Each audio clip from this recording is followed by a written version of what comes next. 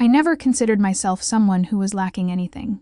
My world was orderly, predictable, comfortable in a way that felt earned rather than dull. I didn't wake up craving something different. I wasn't searching for excitement. If anything, I took quiet pride in how stable everything had become. That's why it caught me off guard when one unremarkable evening rattled something deep inside me. It didn't begin with a mistake. It didn't even begin with a conscious decision. It began in a moment where something should have happened, but didn't. And in that stillness, I realized just how long it had been since I truly felt awake in my own life. If you appreciate stories about quiet shifts, the kind that don't announce themselves until much later, take a moment to like this video and subscribe to the channel. It means more than you know. Now let me tell you how that night truly unfolded. It was meant to be an ordinary evening.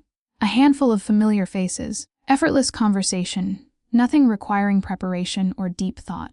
I moved through it smoothly, refilling glasses, listening without strain, enjoying the comfort of knowing exactly what was expected of me. He was there too, introduced casually, without fanfare. Someone who belonged in the room but didn't dominate it.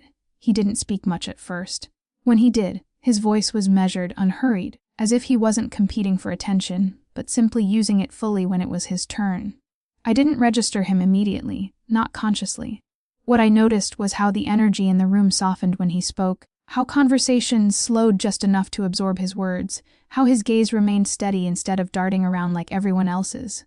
At some point, I became aware that he was standing closer than necessary. Not so close that I felt the need to retreat, just close enough to sense another presence right there. I adjusted my position slightly, expecting the distance to correct itself. It didn't. I glanced toward my husband without being obvious. He was relaxed, engaged in another conversation, his posture loose, his expression easy. There was no tension in him, no watchfulness. He didn't seem bothered, or even aware, that the space around me had grown smaller. I waited for a look, a word, a subtle acknowledgement. None came. The realization arrived gently, yet it landed hard. This wasn't an oversight. It was a choice not to intervene, and in that pause something shifted. Not in the room, but inside me. I became acutely conscious of how still I stood, how deliberately I breathed, how aware I was of my own hands. He spoke again to the group, but his eyes found mine for just a moment before drifting away. It wasn't lingering. It wasn't intense. It was simply careful, and that made it harder to dismiss than anything bold could have been. I told myself it meant nothing. That proximity didn't imply anything. That silence didn't equal permission. Still, I couldn't shake the sense that a door had been left ajar, and I was the only one who noticed. When my husband laughed at something across the room, light and carefree, I felt a strange blend of comfort and unease. The evening continued as though nothing had changed. But I knew it had.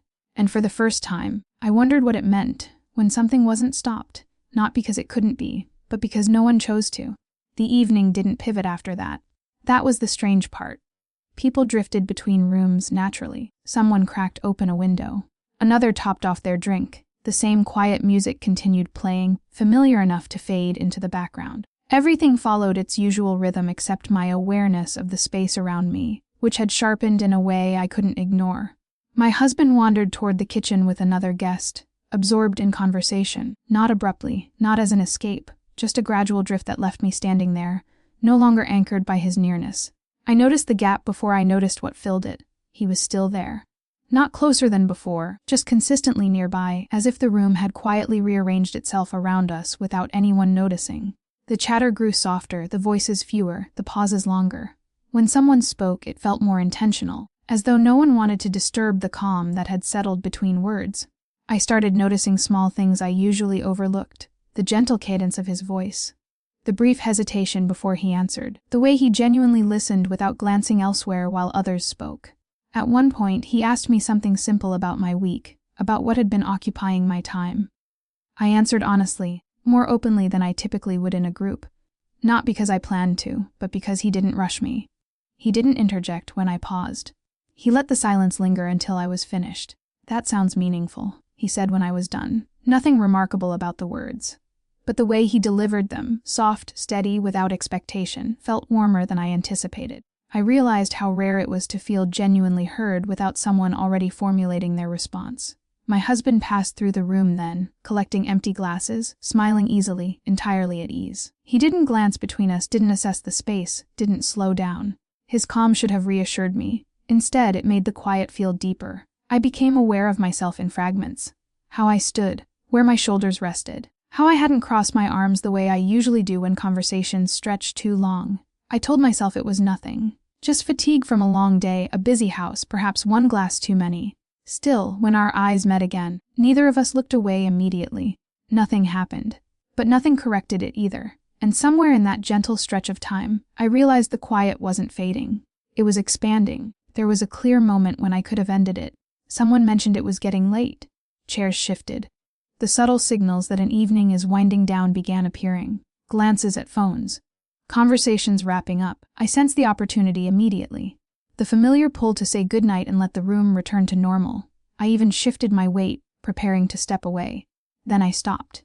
Not because someone blocked me, not because anyone asked me to stay. I simply recognized the choice and realized how long it had been since I allowed myself to see one. He didn't react when I remained. No change in his posture.